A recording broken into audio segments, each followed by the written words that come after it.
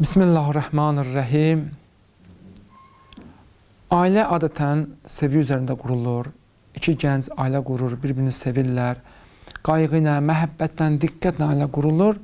Amma ailənin davamiyyəti, uzun ömrü olması bu bağlıdır insanın ailədə olan güzəştinə, ailədə insanın bir-birinin səhvinə göz yummasına. Bugün ailələr, bir çox ailələrdə niyə problemlər böyüyür? Niyə ailələrdə bu da boşanmaların sayı günü-gündən artır? Adamı ən çox narahat edən bir məsələdir. Dünən evlənir, bugün boşanır. Niyə? Çünki ailədə güzəşt yoxdur artıq. Bir-birini bağışlamaq istəmirlər. Bir-birinin xətasını, səhvini görməməzə vurmaq istəmirlər. İstər kişi olsun, istər xanım olsun. Xüsusən də aktual mövzulardandır bu dəqiqə. Görürsən ki, danışdırırsan ailələrdə, baxırsan çox belə böyük bir problem deyil. Qlobal bir problem deyil. Belə bir ağır bir problem deyil. Yüngül bir problemlər. Bu dəqiqə ailələr xırda səhvlər üzərində dağılır. Deyirsən, niyə ailə dağıldı? Heç. O bir səhv elədi, məsələn, getdi, xəyanət elədi, mən onu bağışlaya bilmədim, ailəm dağıldı. Və yaxud o anama hörmətsizlik elədi, mən də onu keçə bilmədim, bağışlaya bilmədim, getdim, onu boşadım. Yəni, ailədə əgər qadın kişi yaşayırsa, təbii ki, həmişə sevgi ilə, diqqətlə, qayğı ilə ailə olmur. Ailə o cür qurulur, amma ailənin davamlı olması bizim davranışlarımızdan asılıdır. Təbii ki, bir ailədə iki dənə nəfər yaşayırsa, ayrı-ayrı mühitdə tərbiyə olunublar, ayrı mühitdə böyüyüb, ayrı adət-ənənələrlə böyüyüb. Bu ailənin davamlılığı bizim ailəyə baxışımızdan asılıdır.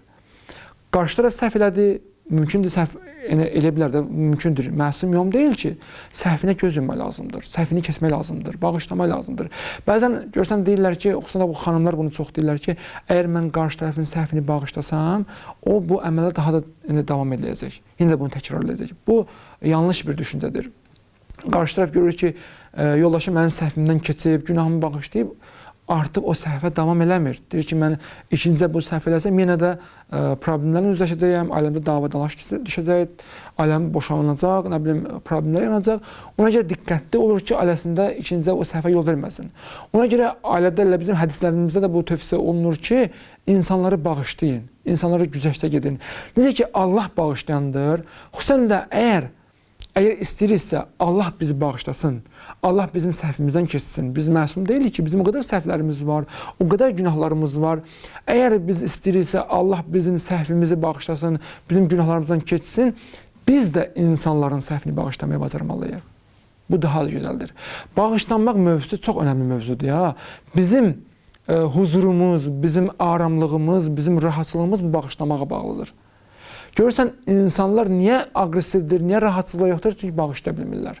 Keçmişdə nə vaxtsa bir səhv eləyib, bir səhvə yol verib, 5 il üstündən keçib, 10 il üstündən keçib, hələ də bağışlaya bilmirik. Bağışlamadıqda da o bizim ruhumuzu incidir, bizim psixologiyamızı pozur, bizim rahatçılığımızı pozur deyə artıq biz insanları bağışlaya bilmirik. Ona görə bağışlamaq bir terapiyadır. İnsan bağışladıqsa bir rahatı tapır, bir huzur tapır. Bu həm bu tərəfdən Allah biz bağışlayacaq, biz bağışladıqca, həm də insanlara bağışladıqca o insanlara qarşı bizim kinimiz, bizim nifrətimiz, bizim düşmənçiliyimiz olmayacaq və o insanları sevməyə başlayacaq. Bunu etsəz, sizə tövsiyəm budur ki, bunu edin və bunun nəticəsində kommentlərə bildirin ki, mən bunu etdim, insanlara bağışladım, insanların səhvindən keçdim və rahatlıq tapdım, huzur tapdım. Bu da o zaman olacaq ki, bizim baxışımız ailəyə dəyişsin, insanlar dəyişsin. Vəssalamu aleykum və rəhmətullahi və barakatuhu.